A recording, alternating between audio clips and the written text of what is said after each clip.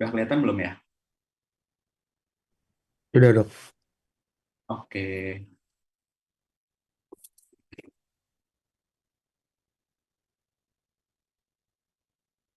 saya mulai rekam ya.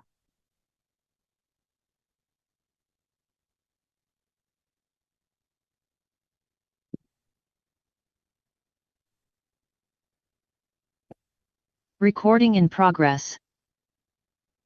Oke, Assalamualaikum warahmatullahi wabarakatuh. Terima kasih rekan-rekan sekalian sudah join kuliah saya pada malam hari ini. Semoga pada malam hari ini sudah malam-malam masih bisa memperhatikan. Nanti mata kuliahnya ini tentang pemeriksaan status mental. Ya, mungkin kalian sebelumnya sudah pernah mengenal ada namanya adalah anamnesis riwayat psikiatri. Nah, kalau biasanya di bagian-bagian yang lain itu pemeriksaan fisiknya itu cukup pemeriksaan fisik saja. Untuk di bagian psikiatri ini nanti adalah ada tambahannya yaitu pemeriksaan status mental. Biasanya memang ini itu tergabung langsung bareng-bareng sama anamnesis riwayat psikiatri. Jadi bukan merupakan dua hal yang terpisah, tapi ini bisa dikombin jadi satu dengan anamnesis riwayat psikiatri. Itu ya sebagai pembukaannya. Sebelum kita mulai kuliah pada malam hari ini, mari kita berdoa. Berdoa dimulai. Oke, berdoa selesai. Kemudian ini nanti tujuan pembelajarannya ya yang nanti akan kalian dapatkan setelah kalian mengikuti kuliah saya pada malam hari ini. Yang pertama nanti pasti dari poin-poin pemeriksaan status mentalnya bisa menilai dari keadaan umum, sikap maupun tingkah lakunya. Kemudian kalian juga bisa membedakan antara mood dan afeknya. Kemudian nanti kalian juga akan mempelajari mengenai bentuk-bentuk pikir, gangguan pikir, ataupun juga dari persepsi-persepsi dari pasiennya ya. Pasti nanti pemeriksaan status mentalnya ini dilakukan itu sesuai dengan standarnya dan juga nanti kalian akan berlatih untuk menganalisis dari hasil pemeriksaan status mental. Jadi pemeriksaan status mental ini tidak hanya dilakukan, tetapi kalian juga nanti akan menyampaikan hasilnya seperti apa, ya. Jadi interpretasinya bagaimana. Setelah itu, kalau kalian sudah bisa menginterpretasikan hasil status mentalnya ini, nanti kalian bisa mengintegrasikannya dengan diagnosis gangguan mental. Jadi misalnya pasien-pasien depresi tentu akan berbeda pemeriksaan status mentalnya dengan pasien-pasien bipolar ataupun pasien-pasien dengan skizofrenia. Ya, jadi nanti pengennya kalian yang pertama bisa melakukan pemeriksaan status mental, yang kedua bisa menginterpretasikan hasil pemeriksaan status mental, yang ketiga kemudian kalian nanti akan bisa mengintegrasikan hasil analisis pemeriksaan status mentalnya itu dengan diagnosis gangguan mental.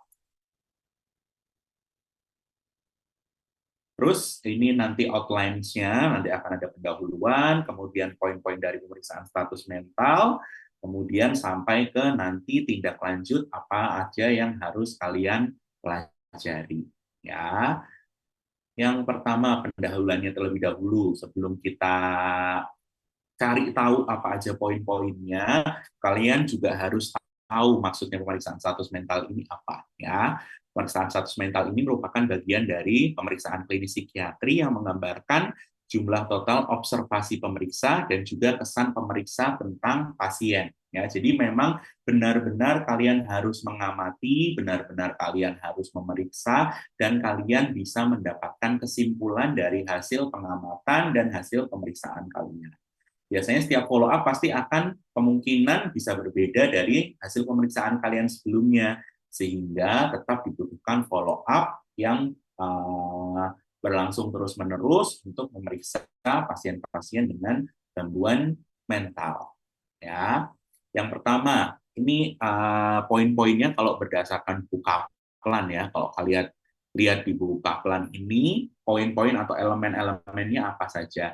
mungkin nanti bisa disesuaikan dengan template yang sudah diberikan ke kalian sebelumnya atau di center-center kalian. Kalian kan nanti akan ada yang di Suroyo,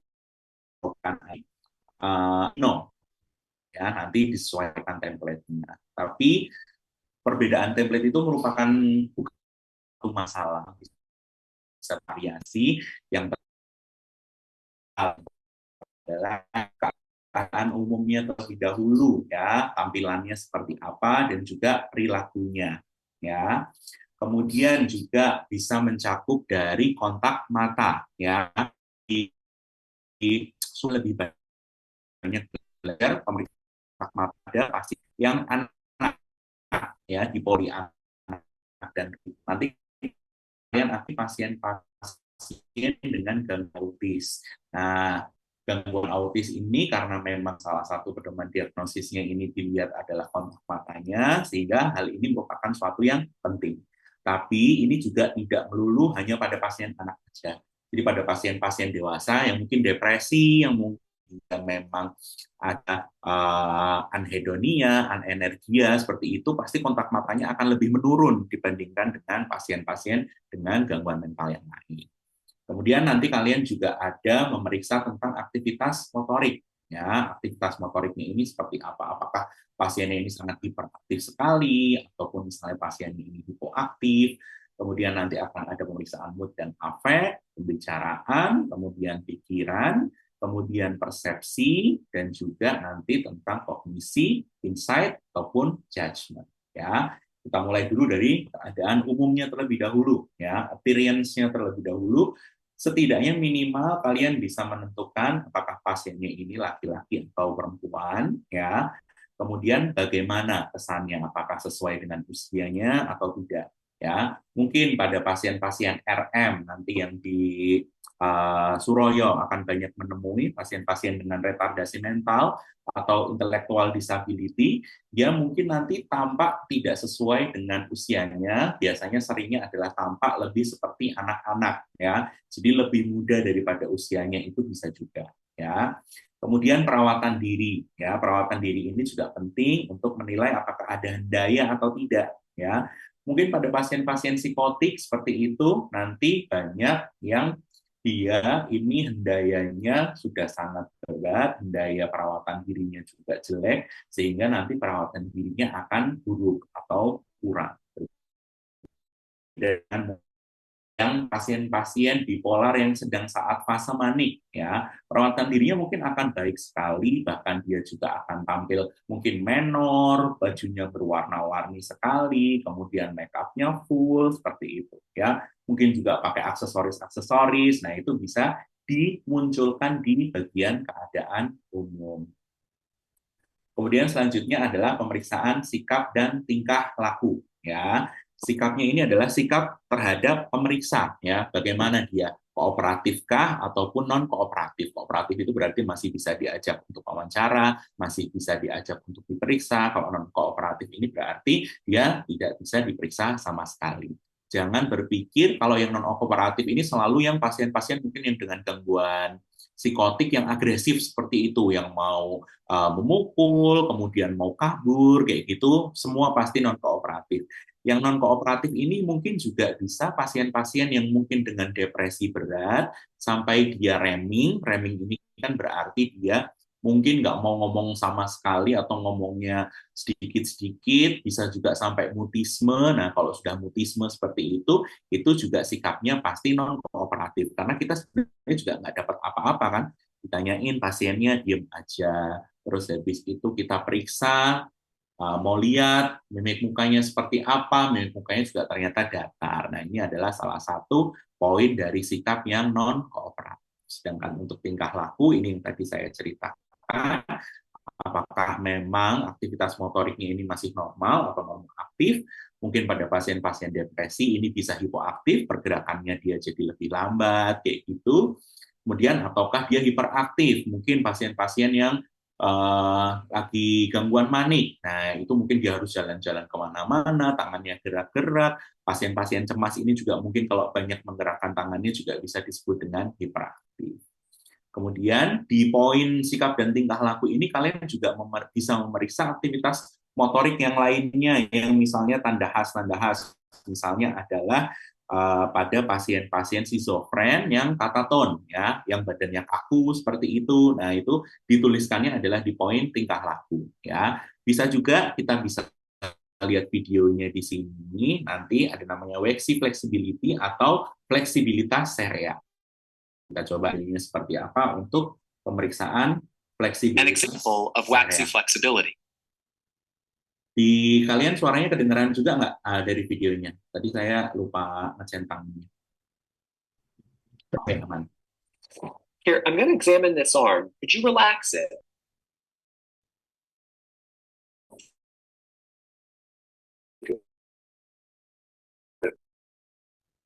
For instance, just first, relax within a few seconds. This is a waxy flex would be score 3 for DSM flexibility. That is as slight, even resistance on the Bush kind of as mild rigidity. Jadi pada pasien-pasien yang kataton ini mungkin bisa ada rigiditas seperti itu.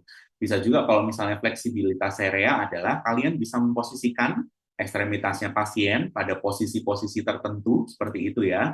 Nanti pasien bisa mempertahankan dari posisinya tersebut.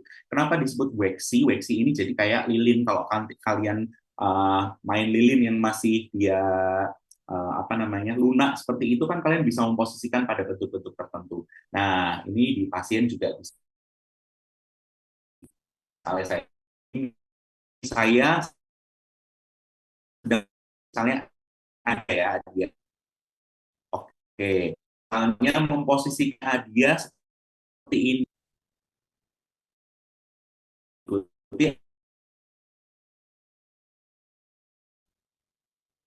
Oke, nah dipertahankan. Jadi kalau kita memeriksa pasien yang kataton, terus habis itu kita posisikan tangannya seperti itu, yang kanan seperti ini, yang kiri.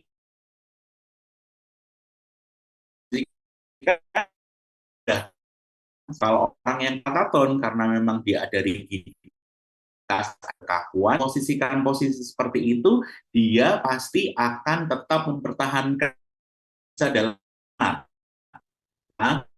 coba bisa dipertahankan, bisa dipertahankan.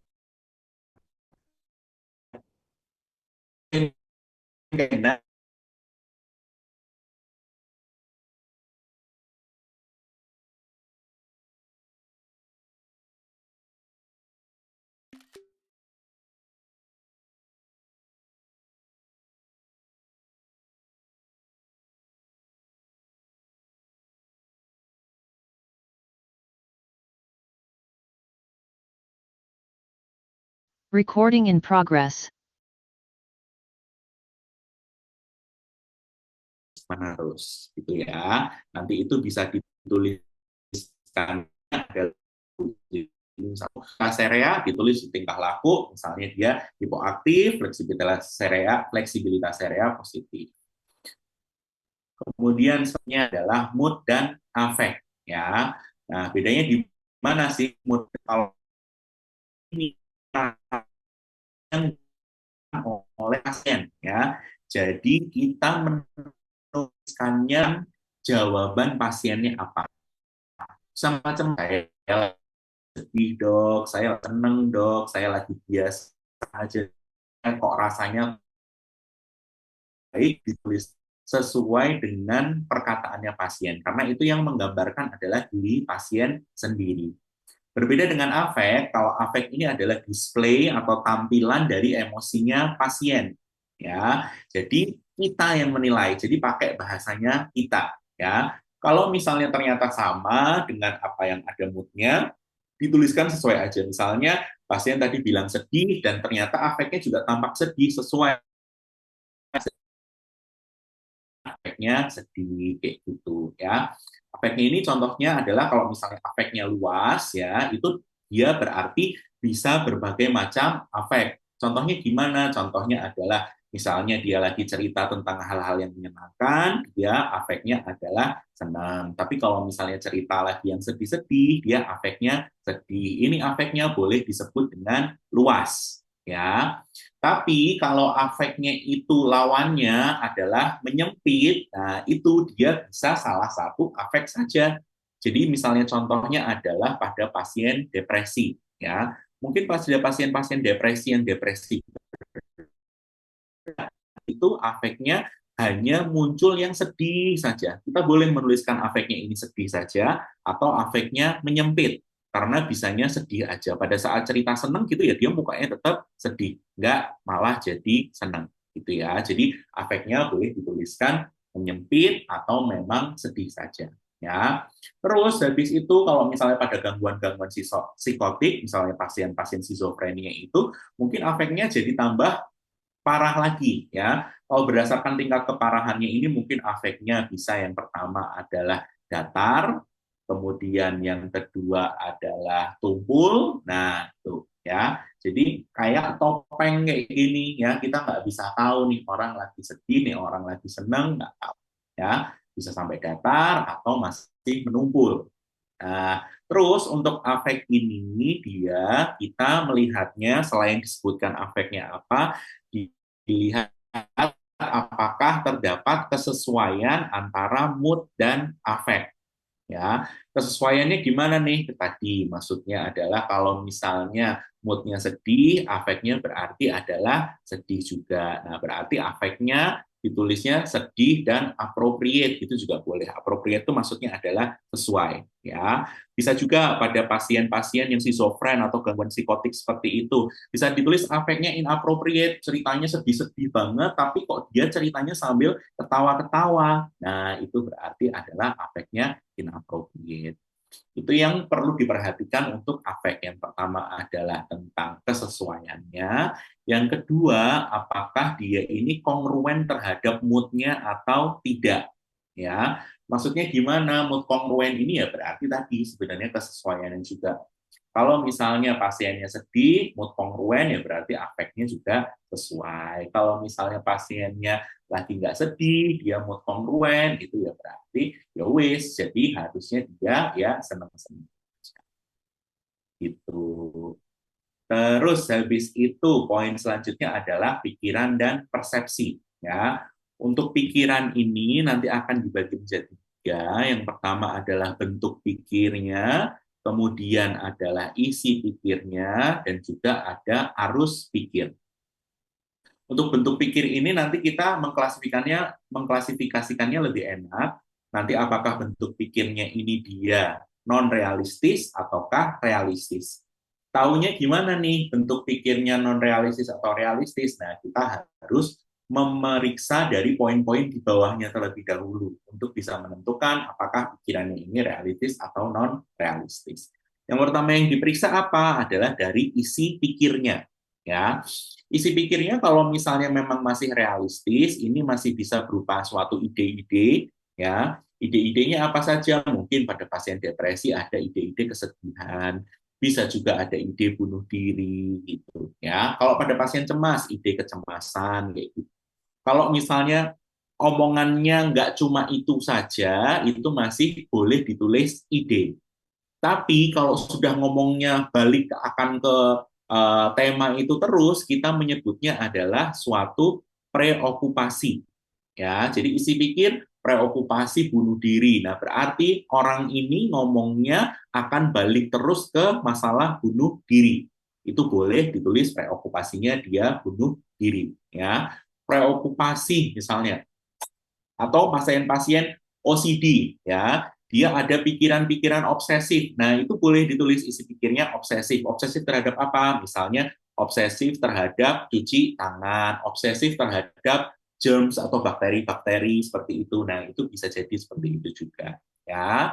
Kemudian untuk isi pikir yang lain adalah contoh-contohnya nanti di slide selanjutnya adalah mengenai waham. Ya, paham, nanti kita bahas di slide selanjutnya.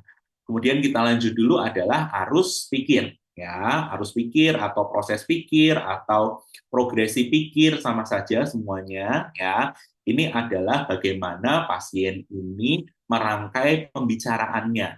Ya, ini ada beberapa contoh dari proses pikir yang di Kaplan. Ya, jadi seringnya progres pikirnya gimana ya? Misalnya adalah sirkumstansial. Sirkumstansial ini berarti ngomongnya muter-muter aja ya. Terus habis itu asosiasi longgar atau derailment. Derailment itu asosiasi longgar jadi antara kata satu dan kata yang lainnya atau kalimat yang satu dengan kalimat yang lainnya itu dia kayak nggak nyambung, longgar asosiasinya ya.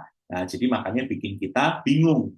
Kemudian flight of ideas ini dari satu topik pembicaraan ke topik pembicaraan yang lain cepat banget berubahnya. Habis ngomongin A, terus jadi ngomongin B, terus habis itu jadi ngomongin C, dan macam-macam. Kalau tangensial ini hampir sama seperti yang loose association, tapi setidaknya masih ada hubungannya meskipun sedikit. Ya, jadi kayak nggak nyambung tapi cuma dikit aja ya. Nah, seringnya kita nulisnya nanti arus pikirnya kalau masih normal semua ya kita bilangnya adalah masih koheren, terus habis itu juga masih,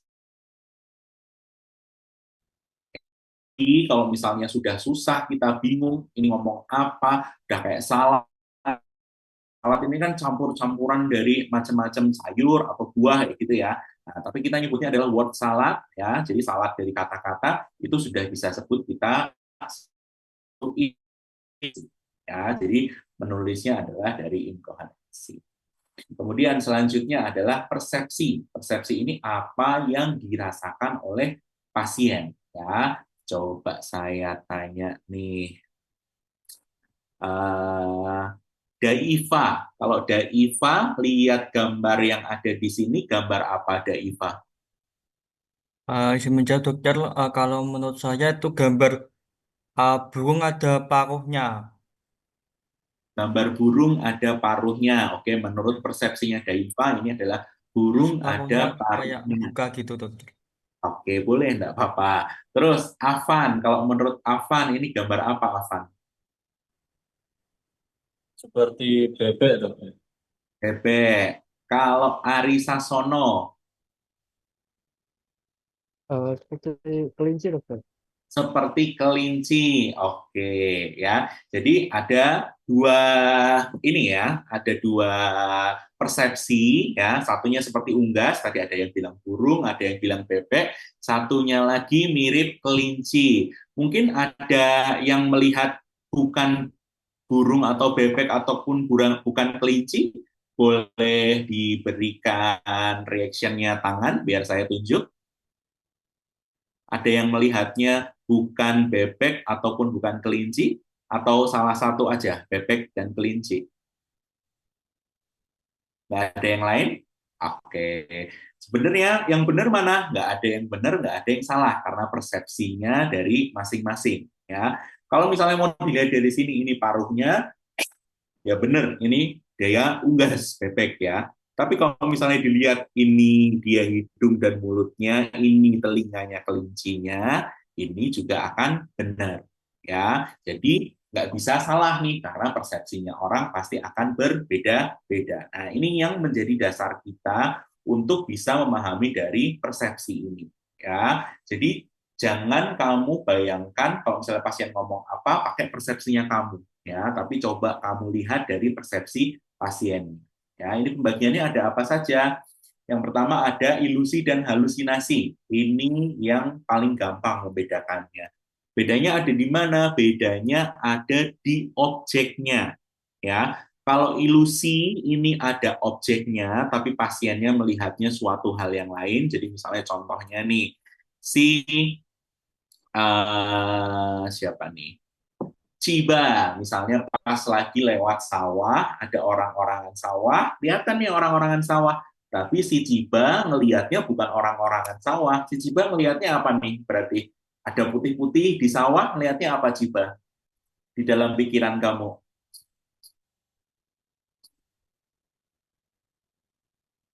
Ciba bisa dengar saya? Hantu dok. Hantu, oke. Nah, kalau ternyata objeknya adalah orang-orangan sawah, si Cibang lihatnya hantu, itu berarti adalah suatu ilusi. Jadi ada objeknya, ya. Tapi kalau misalnya yang halusinasi, ini dia tidak ada objeknya sama sekali, ya. Jadi berbedanya ada di situ. Objeknya ada atau tidak. Kalau halusinasi dan ilusi ini bisa dirasakan di semua indera. Jadi penglihatan, kemudian pendengaran, penciuman, sama satu lagi adalah taktil. Ya, jangan sampai lupa. Jadi, kalau menanyakan tentang halusinasi ataupun ilusi, ditanyakan di semua panca indera. Ya. Terus, tambahan juga yang halusinasi ini juga apakah mood kongruen atau tidak. Ya. Maksudnya gimana? Jadi kalau misalnya pasien-pasien misalnya adalah dengan gangguan depresi dengan berupa halusinasi auditorik. Pasien-pasien depresi yang biasanya halusinasinya auditorik itu juga menjelek-jelekan pasien, bilang pasiennya ini udah nggak berguna, bilang pasiennya ini lebih baik mati aja, gitu. Jadi isi dari halusinasinya ini sesuai dengan gejalanya. Ini biasanya sesuai dengan pasien-pasien yang dia gangguannya gangguan afektif. Ya, sama juga misalnya contohnya adalah pasien mania. Kalau pasien mania ini berarti dia mungkin kalau misalnya ada psikotiknya atau ada gangguan isi pikirnya, jadi kayak waham kebesaran. Kalau misalnya ada halusinasi auditorik ya berarti dia kayak bombong-bombong pasiennya, bilang pasiennya ini orang besar, bilang pasiennya ini orang yang powerful, terus habis itu berimpact dan macam-macam kayak gitu. Nah, biasanya gangguan afektif, halusinasinya ini mood kongruen. Berbeda dengan yang gangguan psikotik murni, biasanya halusinasinya ini tidak mood kongruen atau mood inkongruen, jadi nggak berhubungan sama moodnya, bisa macam-macam Bang. Kemudian ada yang namanya depersonalisasi dan juga derealisasi. Kemudian selanjutnya ini adalah macam-macam wahamnya tadi, ya. Kalau waham ini adalah false belief atau keyakinan palsu, bisa macam-macam, ya. Jadi tergantung isi wahamnya apa, ya. Wahamnya ini ada yang bentuknya berupa bizar, ada yang non bizar. Yang bizar ini yang sudah kalian pelajari misalnya adalah thought insertion, thought withdrawal, kemudian ada juga thought broadcasting. Ya, coba kita biar bisa merasakan seperti apa yang dirasakan pasien. Coba matanya bisa ditutup semua biar kita membayangkan, ya. Matanya ditutup semua, terus habis itu bayangkan apa yang tiba-tiba ada di pikiran kamu, terus tiba-tiba hilang, nggak mikir apa-apa sama sekali. Ya, tiba-tiba pikirannya kosong. Ya, nah itu yang disebut dengan thought withdrawal. Jadi kayak nggak mikir sama sekali, ya. Mungkin di dalam pikiran kamu sekarang lagi ngomong, ini dokter Zaki ngomong apa sih tiba-tiba pikirannya kosong, kayak nggak mungkin. Nah itu kan berarti kalian masih bisa berpikir, ini tiba-tiba kayak nggak ada pikirannya sama sekali. Itu adalah yang thought withdrawal. Bisa juga thought insertion.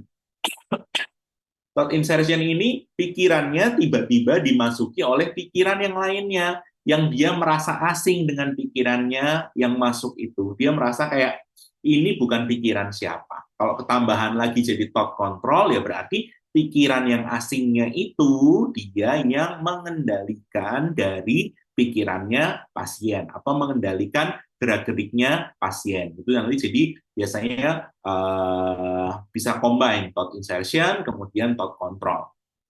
Satu lagi adalah thought broadcasting. Ini biasanya khas banget pada pasien-pasien schizophrenia.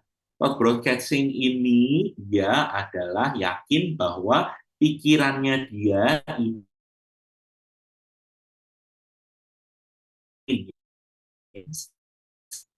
pernah merasakannya adalah tipis-tipis aja pas kalian lagi jalan di tempat umum yang banyak orang. Banyak orang ini tiba-tiba pas kalian jalan langsung mereka pada bisik-bisik. Nah, di dalam pikiran kalian kan kalian pasti jadi kayak ini pasti orang habis ngomongin aku nih kayak gitu. Nah, itu salah satu ciri dari thought broadcasting juga seperti itu, ya. Jadi kayak apalagi tiba-tiba langsung bisik-bisik kan berarti kayak ngomongin nih pasti nih. Nah, itu adalah tipisnya. Kalau sudah sampai parahnya, itu bahkan jadi mereka ini yang skizofrenia paranoid takut banget sama orang-orang gara-gara ya thought broadcasting ini. Tahu pikirannya, tahu dia ada di mana, rasanya seperti dia ditempelin GPS. Makanya orang-orang bisa tahu semua dia ada di mana. Gitu ya. Nah, terus selanjutnya. Nah, ini adalah dari interpretasinya. Ya, jadi misalnya ini ada video dari TikTok yang ditampilin lagi di YouTube.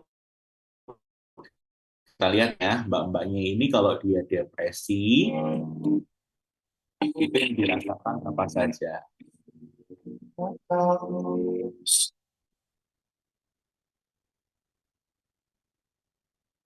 Oke, ya, tadi kalau kita lihat, ternyata mbaknya ini dia bilang nggak ada energi sama sekali, berarti kemudian hipoaktif, terus habis itu males ngomong sama siapa-siapa, kemungkinan progresi pikirnya adalah remming, kemudian kalau misalnya tadi ada bilang keinginan untuk bunuh diri, ya itu berarti preokupasi bunuh diri. Tadi lupa ya, yang bentuk pikir jadinya gimana nih mengklasifikasikannya, apakah dia realistis kalau ada waham dan ada halusinasi, berarti kalian menyimpulkan bentuk pikirnya pasti non-realistis. Tapi kalau tidak ada waham, tidak ada halusinasi, masih bisa disebut sebagai suatu bentuk pikir yang realistis. Ya, jadi nanti pada saat ujian, pada saat kalian OC, silahkan bisa menginterpretasikan hasil pemeriksaan status mentalnya. Ya, tidak hanya melakukan pemeriksaan tapi juga menginterpretasikan, ya. Kemudian selanjutnya tadi kalau sudah interpretasi ya berarti harus diintegrasikan, ya, karena pasti nyambung nih interpretasinya apa, integrasinya apa. Nah, tadi ketemu ada anhedonia, anenergia, afeknya depresif, ada halusinasi juga misalnya, berarti diagnosisnya adalah suatu episode depresif berat dengan gejala ya pasti jadi sinkron antara anamnesis, pemeriksaan status dan juga diagnosis. Itu ya. Oke, coba saya kasih kuis nih. Dari Alivia Rahmarisyanti. Bisa dengar suara saya, Alivia? Bisa, dokter. Oke, tadi bedanya ilusi ya.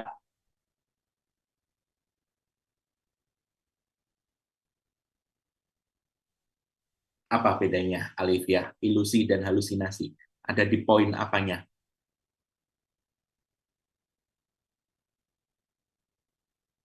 Menghilang nggak nih, Alivia?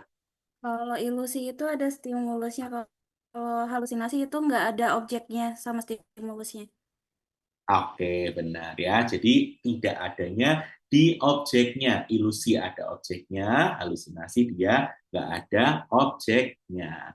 Oke, satu pertanyaan lagi buat Nabila. Tadi kalau bentuk pikirnya non-realistis, kalau apa nih Nabila? Kalau yang non realistis tadi yang ada wahamnya, dokter. Selain waham, ada apa lagi kalau yang non-realistis, Nabila? Ada halusinasi. Betul, itu ya. Jadi kalau yang non-realistis, dia ada waham dan juga ada halusinasi. Oke, cukup. Setidaknya berarti dari kuliah yang malam ini tadi, saya kasih kuis, kalian sudah bisa ya. Oke, terus nanti ini tindak lanjutnya yang kalian bisa pelajari lagi sebelum ke kuliah-kuliah selanjutnya adalah yang pertama mengenai gangguan bipolar, kemudian gangguan skizofrenia, dan juga gangguan cemas. Gitu ya. Jadi nanti coba kalian latih gimana analisis dari pemeriksaan status mental dari punyanya gangguan bipolar, gimana pemeriksaan status mentalnya dari skizofrenia, dan juga gimana pemeriksaan status mentalnya dari gangguan cemas. Oke, ada pertanyaan? Silahkan yang mau bertanya, yang masih bingung dari poin-poin pemeriksaan status mental tadi, bisa ditanyakan. Assalamualaikum dokter, mau izin bertanya boleh nggak dok? Boleh, silahkan. Tadi saya masih bingung antara bedanya thought broadcasting. Tadi dokter menjelaskan untuk thought broadcasting kan pikirannya diketahui orang lain sama merasa diomongin gitu ya dok. Terus untuk bedanya dengan waham curiga itu bagaimana ya dok untuk bedainnya? Terima kasih dokter. Oke. Ya, terima kasih pertanyaannya Adia ya. Kalau thought broadcasting, namanya aja kan broadcast, berarti disiarkan. Jadi orang-orang lain itu menurut pasien tahu isi pikirannya pasien. Kalau memang saya mikir apa, nih orang lain tahu. Saya mau melakukan apa, nih orang lain tahu. Karena di sini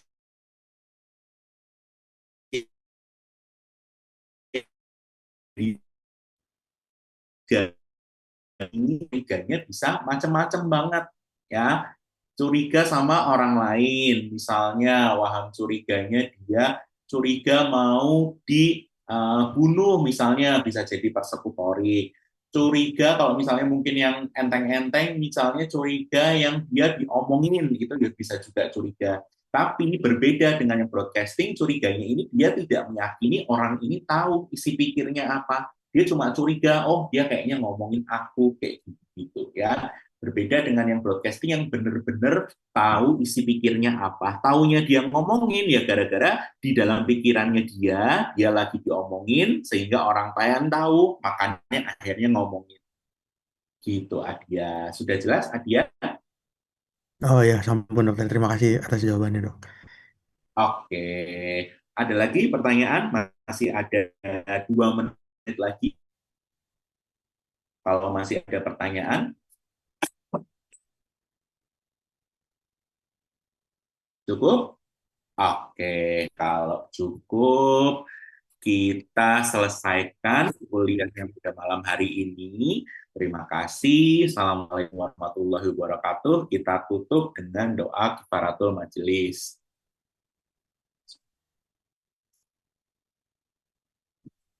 Oke.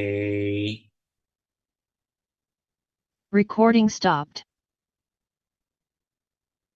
Ya. Terus buat ya, butuh foto bersama. Sebentar. Kita ke slide yang pertama aja.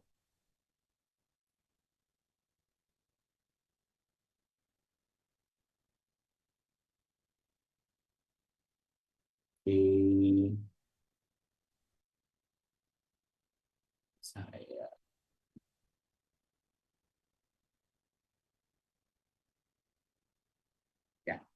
Oke, bisa berpose, serah, silahkan seperti apa. 1, 2, 3. Sekali lagi, 1, 2, 3. Oke, terus saya butuh foto satu lagi yang bareng-bareng kita. Nah, udah nggak ada share screen-nya, partisipannya ini. Oh, nggak bisa sebelahan sama partisipan. Dan ini multi speaker, sih. Oh, ini. Oke, ini aja. Oh, yang speaker-nya bisa.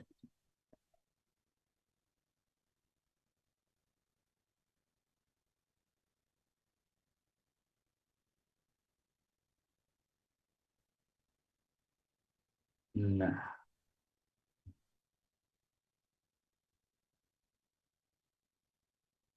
oke, ke-20 ya.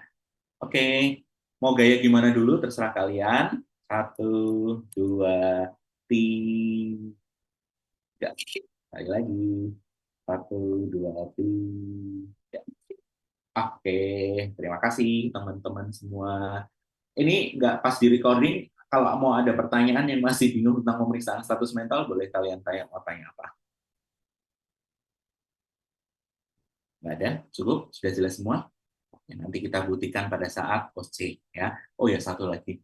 Kemarin kebanyakan pada saat OC ini terlalu lama anamnesisnya ya, sehingga nggak sampai selesai edukasi. Kalian punya waktu 10 menit, silahkan kalian tanya seperlunya aja ya. Kalau misalnya premorbid ya nggak usah tanya macam-macam sampai semua di list satu-satu. Terus habis itu jangan lupa pemeriksaan status mental juga tetap harus diinterpretasi. Jadi jangan terlalu lama di poin anamnesis. Kalau kalian sudah bisa dapat datanya, ya wis ya. Jadi kemarin kebanyakan soalnya nggak pada selesai. Harus diingatkan kayak waktunya tinggal 5 menit, seperti itu. Ya, semoga sukses menjalani rotasinya selama 3 minggu di Jejaring.